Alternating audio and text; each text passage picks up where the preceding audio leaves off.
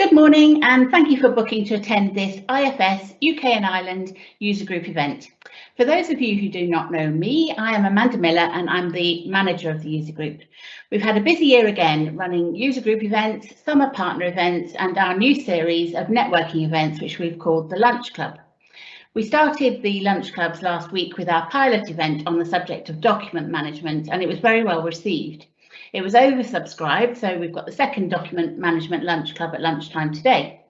Due to the success of the document management lunch clubs, we will be rolling out more of these events in the autumn, starting with FSM and then moving on to subjects such as possibly customer orders, procurement, purchase orders, reporting and supply chain. So please look out for these events and let us know if you have any suggestions for one of our lunch clubs. Today is one of our summer partner events and we're joined by Anthesis. Our presenter today is Oliver Franks, who is a solution consultant, but I will hand you over first to Matt Cannon, who is IFS Senior Sales Executive, and he will introduce the event for us. So, Matt, there you go. Good morning, everybody. Hope you're well. Just to say hello, I need to turn my camera off because of Wi-Fi issues I have. Yeah, thank you very much for taking the time to join our webinar this morning. The topic of upgrades has seen a lot of interest and validates our reason to actually create this process, which we're going to talk you through today.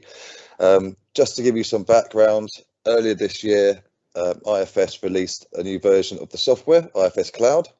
And with many customers still on legacy versions of the software, they made the decision to engage with partners such as Anthesis to take on the task of upgrading the legacy customer database.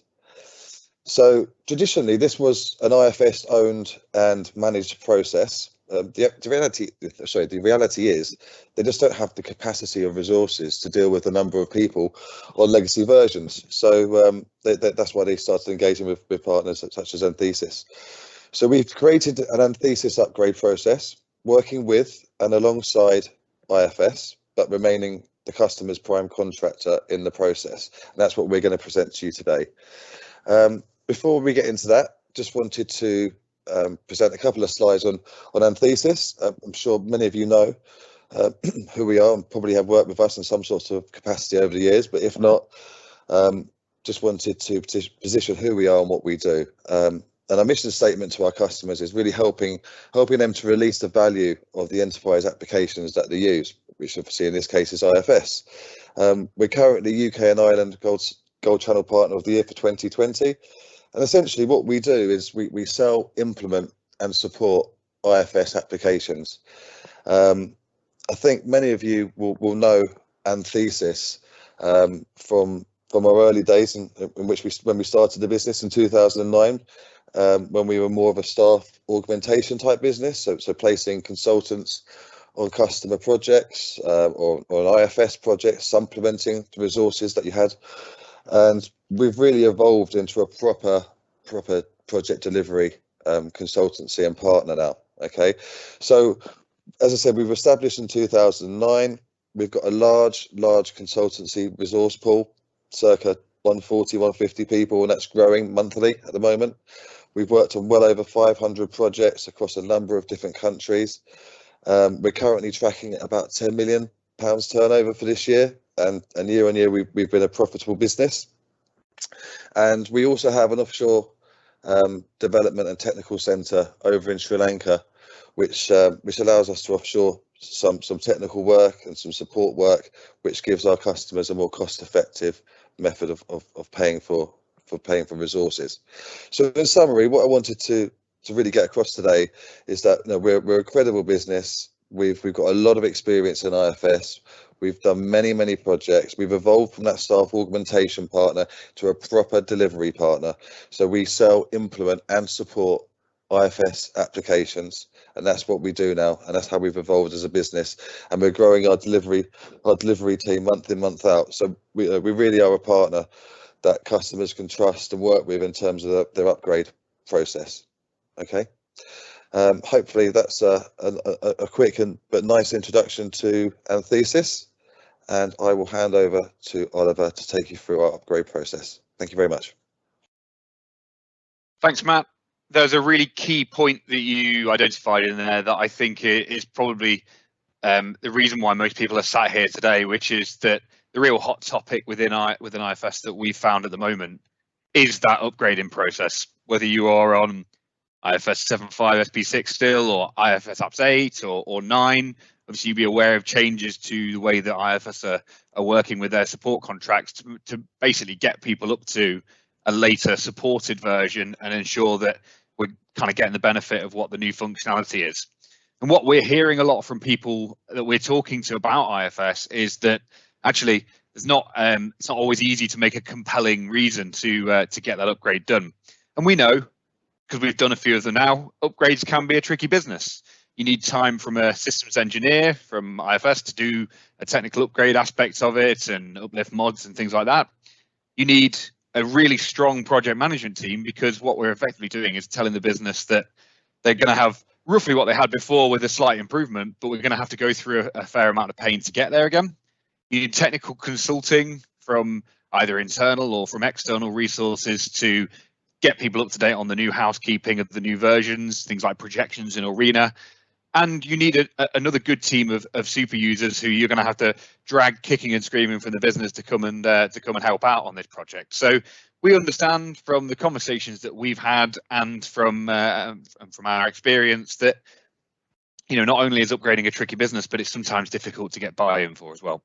Which is why we've developed a set of steps that allow a business using IFS applications to understand what they're going to get from the new version, understand what they're doing well, understand what they're doing not well, and get a feel for what the tangible benefits are of actually taking themselves to a newer version over and above simply getting onto a supported version.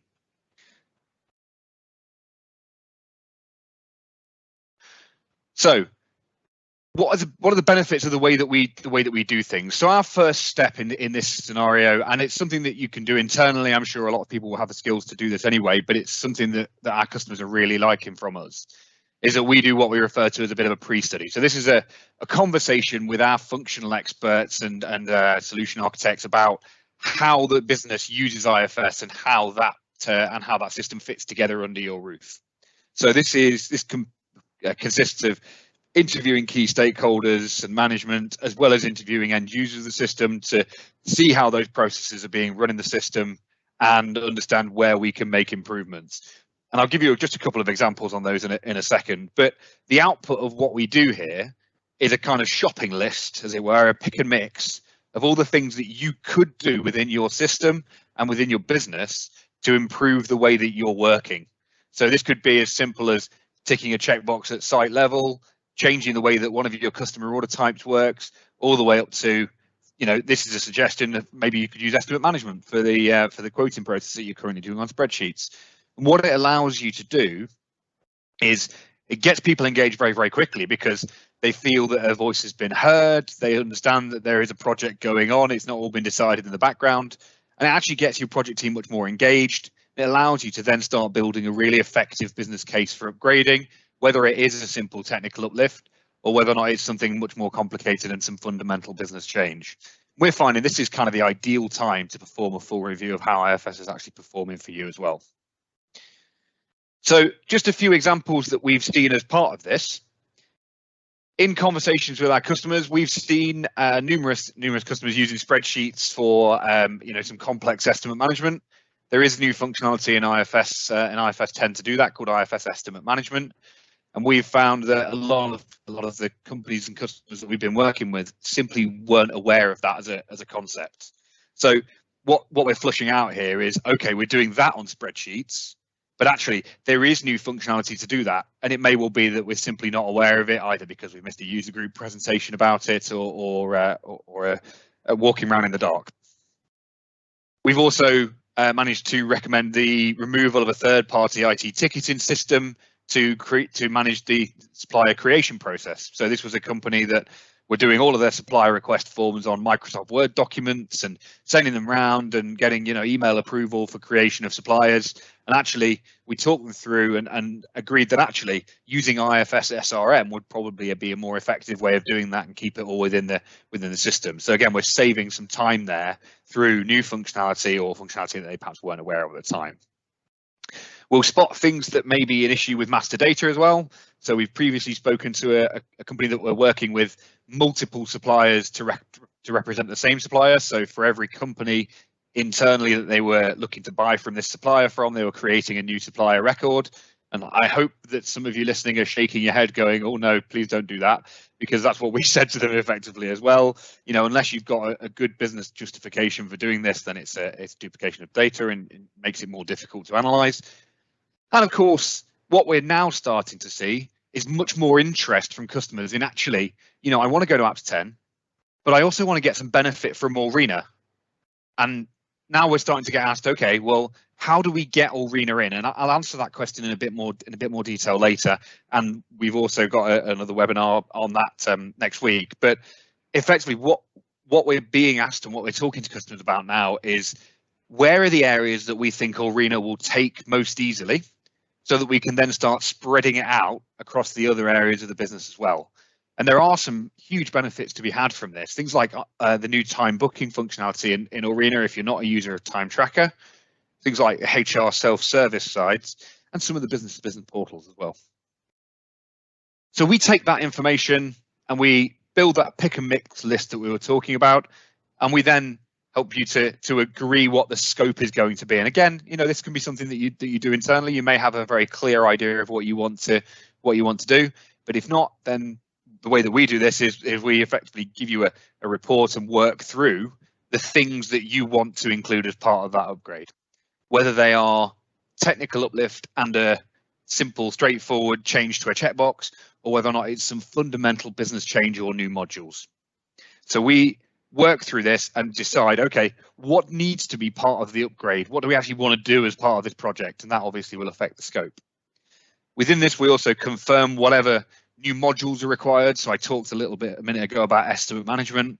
So we would, we'll give you an idea of what that estimate management would cost and advise on how that would be best done.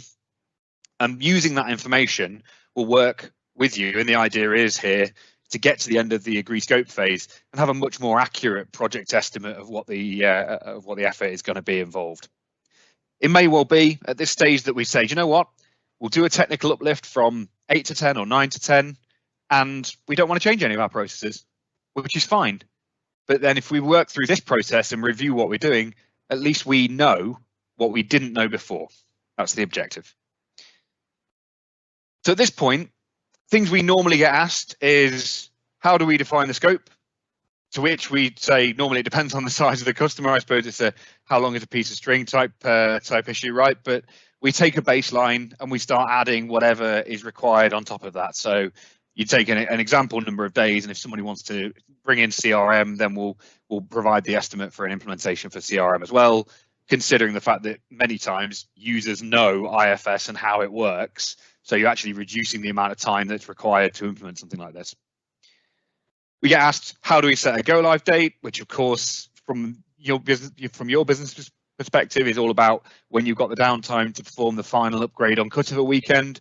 We're very flexible with that side of it. Obviously, as a consultancy firm, we can do it whenever's required, as long as we get enough lead into it.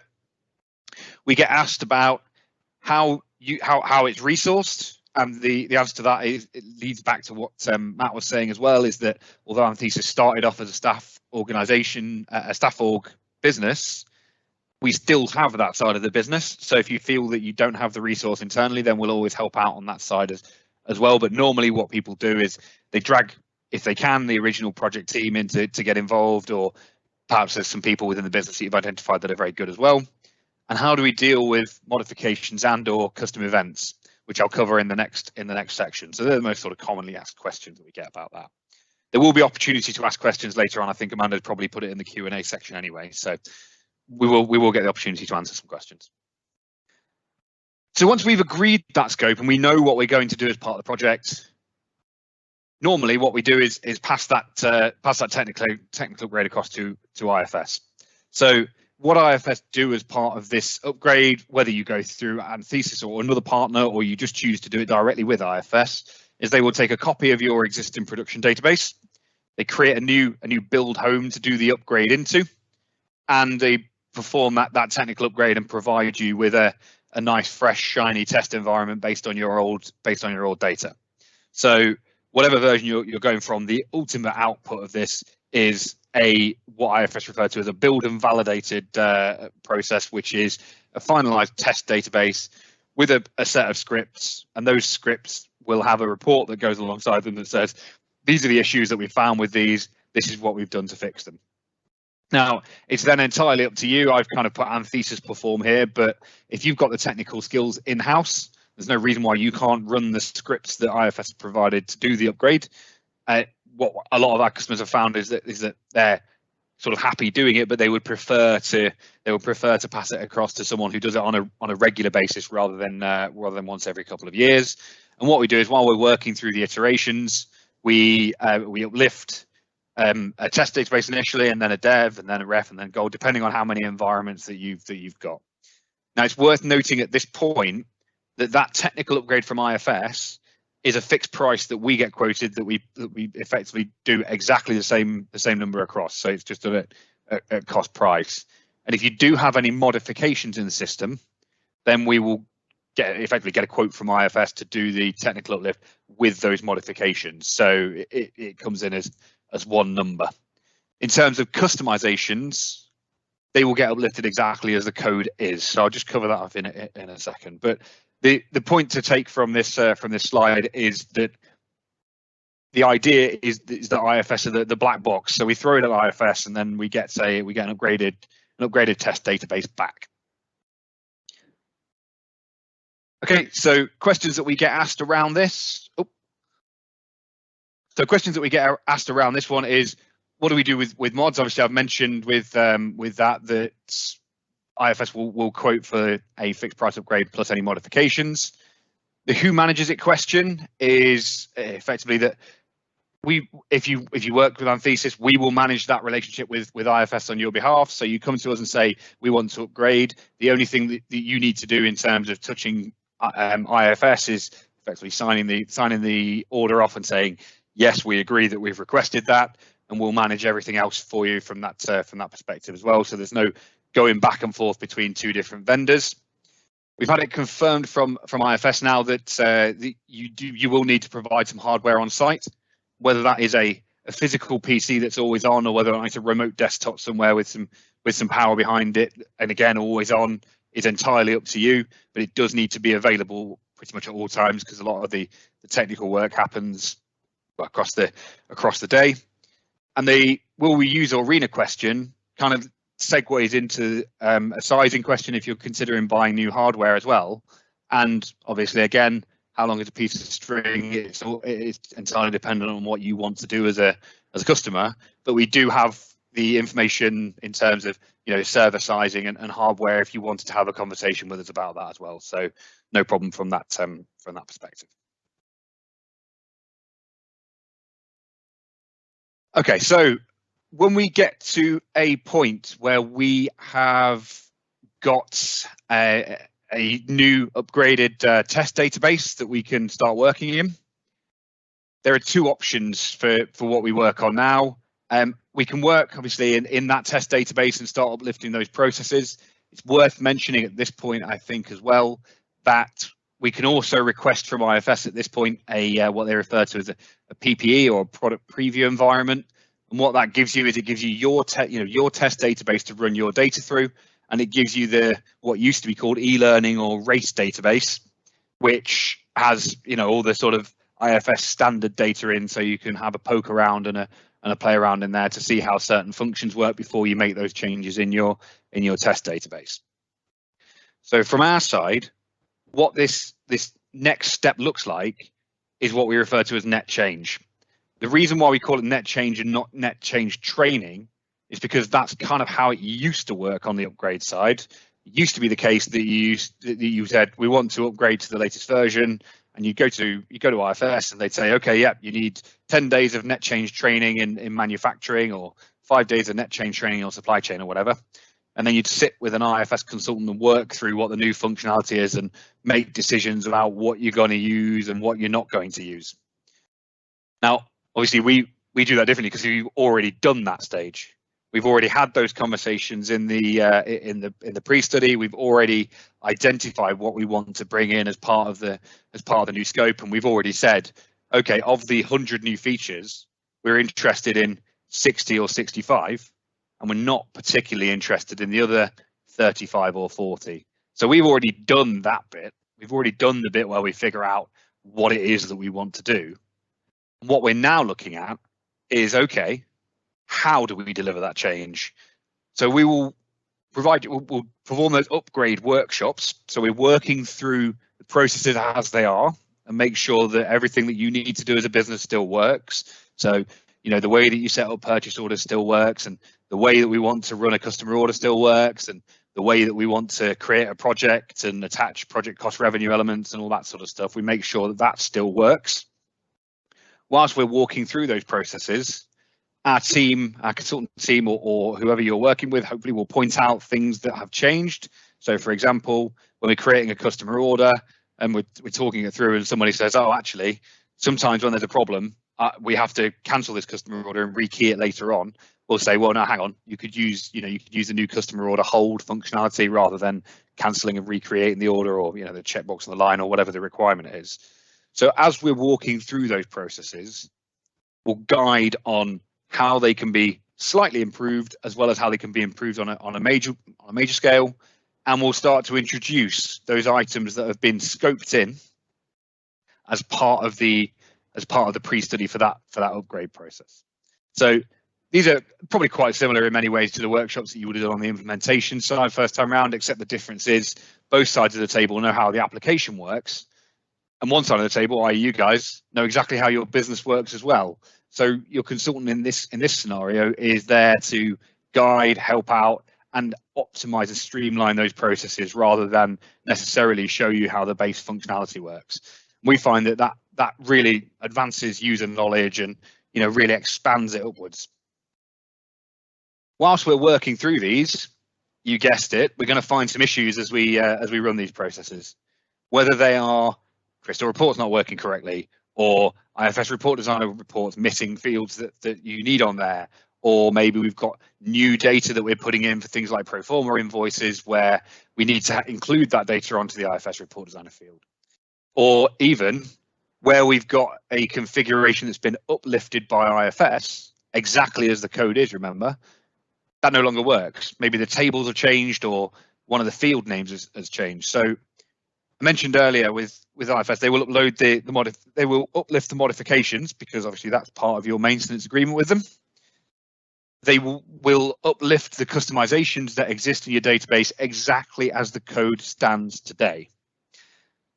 And what we've found so far is that there are a few areas where we see that as potentially being a bit of an issue because, like I say, table changes or field name changes have an impact in here.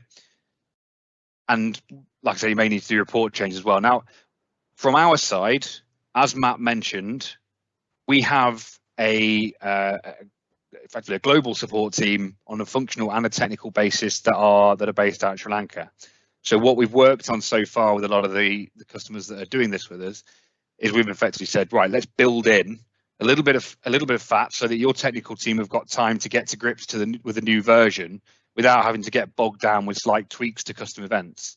So we build in a little bit of extra time so that if there is a problem with an event or with a process, you can effectively raise a ticket with us, throw it at our support team, and get a response well, depending on the complexity of it, of course, but within a reasonable amount of time. So you can carry on with what you're doing and just expect to get that fixed later on.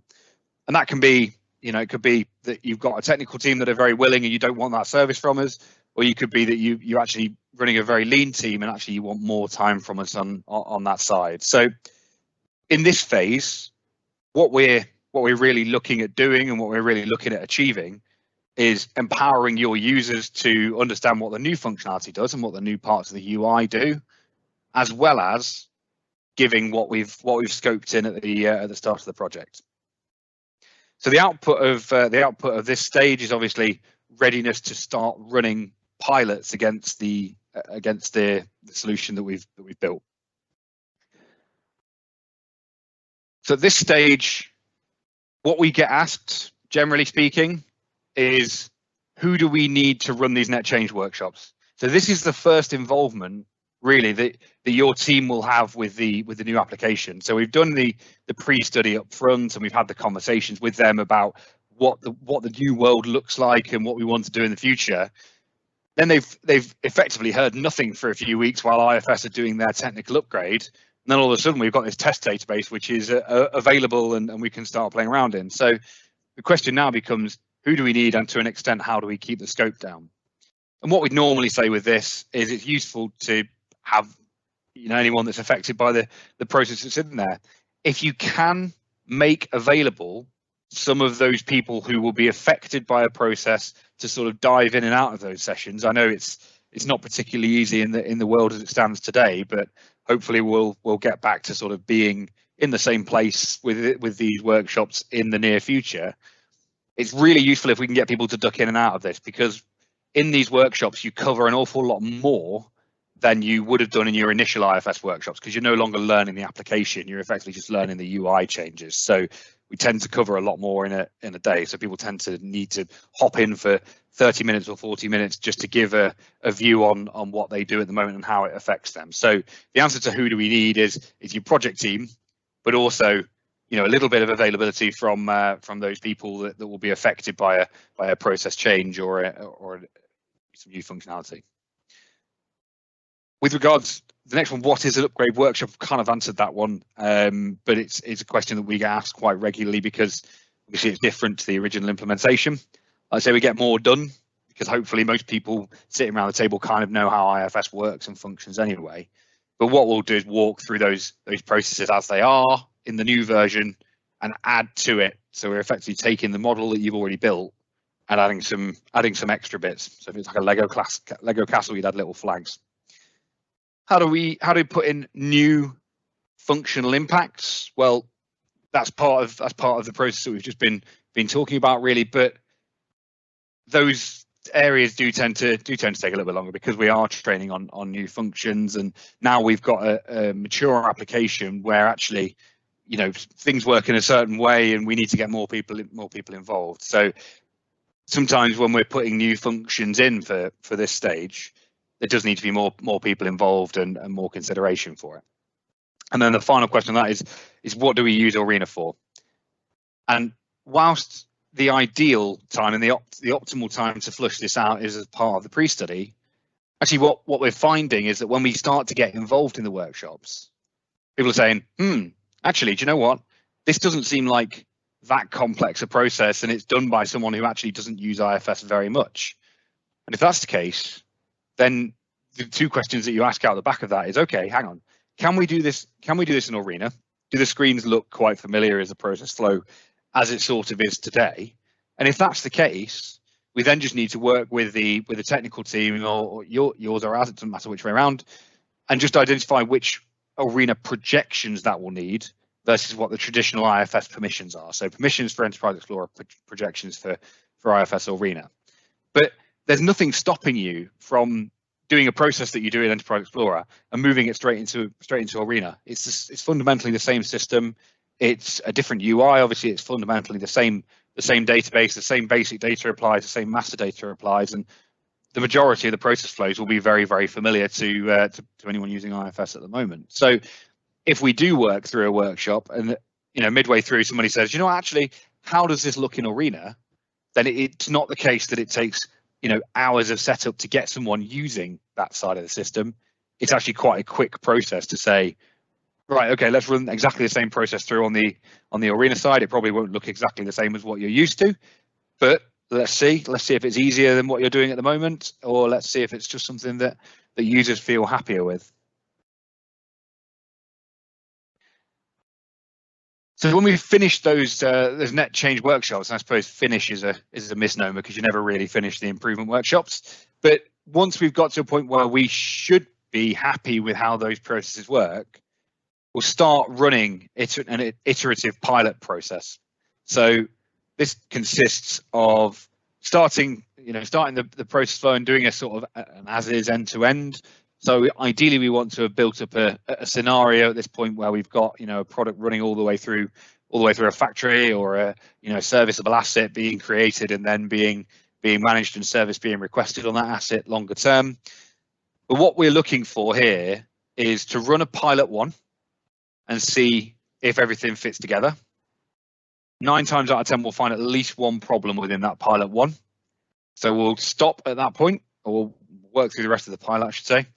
Then we'll stop and we'll review the issues, capture the snags list, work through those, try and fix them if we can. If we can't, we'll arrange further workshops and get those sorted. And then we'll either get it sorted by our technical team over in Sri Lanka or in the UK. And then what we look to do is kind of fix as many of those problems as we can before we move into pilot 2. Not at the expense of slowing the project down, but what we want to do here is flush out any issues. And the most common kinds of issues that we find at this point is things with issues with reports because it hasn't quite got the data on that we expected, or issues with slightly different ordering types, or certain products that we might have set up as part of the workshops that we haven't seen on the other side yet. So there's maybe a few posting issues, maybe a few reporting issues, those kinds of things. We run the second pilot, and the objective here is kind of for you to rely less and less and less on that external consultancy help, and get to a point where your team are empowered and confident to run those pilots on their own and track the issues and solve the issues. And if we can start solving issues inside the pilots, then I'm sure listening on the other side, you're probably thinking that that's the best place to be. And then we run effectively normally we'd run a third pilot as well, just to make sure that everything is bedded in. Hopefully we run the third pilot and it should just run all the way through, no problems whatsoever, with all the data that we've loaded in and all the new stuff that we've decided that we're going to do as well, including people using Arena and project time registration, all those sort of bits that go with it. And of course, the output of this side is to basically confirm that you're ready to move on to the new version of IFS applications, whether you go for 10 or cloud. And I think we'll cover the 10 versus cloud conversation probably at the end of this is more of a discussion point. But whichever way you go, of course, once we've done those pilots, the decision needs to be made as to are we ready to rock and roll? Are we ready to go? So here's a picture of a man who's just set up all of his constraints in advanced planning board, and he's run it, and he's 100% on time. So the issues that we get around iterative pilots, or the questions that we get around this, is of course, how many pilots should we be doing? And that's a really, really tricky question to answer. Most customers, most companies find that 3 is kind of the golden goose. The first one, everything goes wrong. The second one, everything kind of goes a bit better, and there's very few things that come out of it. Then pilot 3 should run through perfectly smoothly. However, if your process is not massively complex, or you've got a team that are really sort of au fait with IFS, there's no reason why at the end of the second pilot you can't sign it off and say let's go. And similarly, if you have exceptionally complex processes in IFS, or difficult things to set up, or a smaller team that maybe are less au fait with certain aspects of the system, then it could well be 4, 5, 6, whatever it is that's required. So effectively, we'll keep running this until we get to a point where we're happy that it can go forward. And as I say, after about pilot 2, we would expect little partner involvement anyway. And that kind of leads us on to the question in the bottom right, which is, what's the involvement at this stage from our partner, be it IFS or another partner or Anthesis, obviously the last. What we'd be looking to do is get involved in pilot 1 and help you out with anything that's an issue. And then the pilots after that, 2, 3, 4, whatever number we choose to do, are kind of like an in-business thing, because you need to be able to run the new version on your own as you do at the moment. The question around snag resolution, about how do we fix the problems, again, it sort of depends on how you want to work with your team. We've had conversations with businesses that have a really strong IFS team that are quite happy to fix all of the technical issues or reporting problems, and we've worked with customers that have a much more lean IFS team who would actually much rather have a partner who will do everything for them, and as long as they tell them what the issue is and what it needs to look like, then we're absolutely fine to outsource that and work with our Sri Lankan colleagues to get that done. And then the final question is, how do we know that we're ready to go live on the new version? And I guess the answer to that is, has your pilot worked without any issues?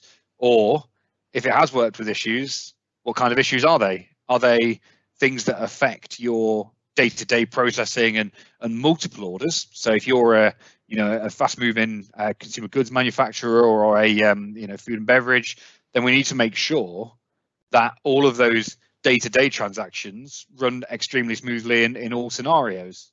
Whereas on the other side, if we're an engineering manufacturer that deals with very long lead time items and we have a bit of time to react to issues, actually something as simple as a supplier purchase part record not being set up, that's fine. We can sort that with no problem whatsoever.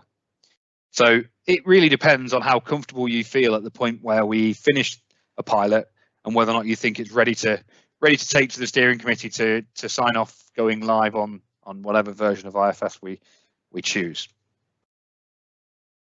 At that point, of course, we're ready to go to the new version, ready to do the upgrade go live.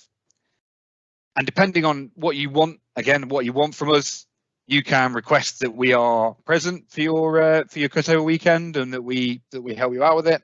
Or if you've got a strong IFS team, you can have us at arm's length and we'll be there just in case you need to throw a question out or get a quick technical fix.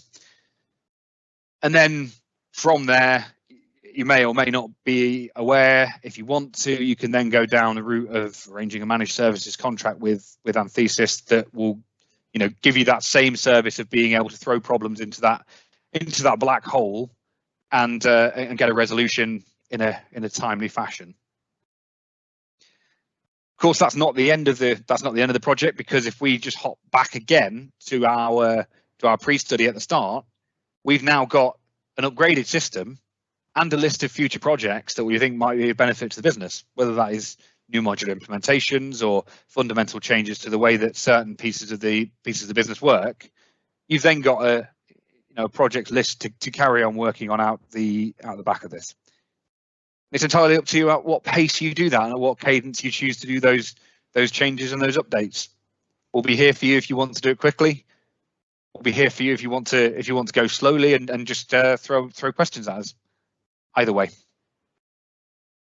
So from our side, I guess what we wanted to do this workshop for was to make sure that people are informed about what the upgrades process actually entails, whether you choose to work with us or not. The steps are broadly the same in terms of understanding what you want to do and scoping it out, getting IFS to perform the technical upgrade, whether that's via another partner that manages that relationship on your behalf, or whether it's directly with your IFS account manager, and then starting to look at, okay, what do we need to do to get up to the new version? So we need to run those upgrade workshops, and we need to identify any snags, and we need to get those issues fixed. So broadly, the project is going to be similar depending on whoever you work with, but from our side, we're involved in this with multiple customers at the moment. We've had those pre-study conversations with numerous customers and provided multiples of these reports now, so that we can work through them and tell customers exactly what it is that they may be missing, whether it's small things or big things. My objective with our pre-study, even if you think IFS, we really like on the pre-study talking to people and hearing them say, oh, do you know what, I never knew that. That's very, very satisfying. So from our side, we do a pre-study which gives you a good holistic view of your business from the outside, so that you can scope up properly. We've done this multiple times now. We're experienced in that aspect of it. We've got a very good relationship with IFS in terms of getting these upgrades done. And the other point to make at this stage is that, you know, now is the time, now that we're being pushed towards this, now is the time to consider an upgrade and have a real proper holistic view of whether or not you can rake in some benefits from those millions and millions of dollars that that IFS have been putting into research and development. So that's our guide. You know, the most important things here being make sure you've got a good, clear scope that provides some solid business benefits, so you don't feel like you're just being pushed off a cliff. Make sure that you've got a good project team and a good business engagement in terms of accepting that this upgrade is happening and there's nothing that anybody can do about it, and also making sure that we're taking advantage of some of that new functionality, ideally with a partner who knows it and can guide on where you do and don't want to use either new applications or the new UI. So I think at that point, that's me. What is probably worth doing, I think we're about to open it up to questions as well. But the most common question that we get, so I'll hop in and answer this one before we even get it, is that rip-roaring discussion that we always have, which is, which one do I go to? Do I go to Apps 10 or do I wait for IFS Cloud? That's the big question that everyone is asking us. That's right, isn't it, Matt? That's the question we get more often than anything. Yes, it is. Okay, so I guess I don't want to give a standard answer here because obviously it's different from business to business. But what we're seeing more than anything is, now that support for Apps 10 has been extended to 2025, we are seeing a lot of customers go up to Apps 10 or aim to uplift to Apps 10, maybe put Arena in a few areas like project time registration or CRM, and then slowly start to expand out the use of Arena within the business, so that when you do go over to IFS Cloud, the user interface is familiar to the business. Because for those of you who are not aware, and I hope that most people are aware of this now, Applications 10 gives you the option to run in a kind of hybrid mode. So in Applications 10, you have access to Arena, and you also have access to Enterprise Explorer with all the sort of old functionality that we're used to. So you can phase the business across to Arena. If you choose to go straight to IFS Cloud, of course, you get the benefits of the evergreen side of the way that IFS are going with this, but you do have a fundamental user interface change for the business, which, if you're looking to do a quick technical upgrade to get on a standard supported product, obviously, you know, extends the amount of days that are required to actually do that. So there's it's kind of like a bit of a risk and a benefit analysis there. Is kind of IFS Cloud is fine, it's there, but what we're seeing most customers do is go up to Applications 10, get people onto Arena, and then look to change up to IFS Cloud before that 2025 date. So that's us. I think we will take a few questions now, probably about 15 minutes worth of questions if we have that many. If not, then no problem. But what I would say off the back of this is, if you want more detail on the way that we do this and what the outputs are, then of course it would be wrong of me not to plug Anthesis and our excellent upgrade service. So I'll do so. And of course, you know, you can get our contacts either via Amanda or via our website. Great. Lovely. Thank you, Oliver. So I'm now going to ask Oliver and Matt to share their cameras with us so that we can see their faces whilst we ask them questions. We like to look straight in their eyes.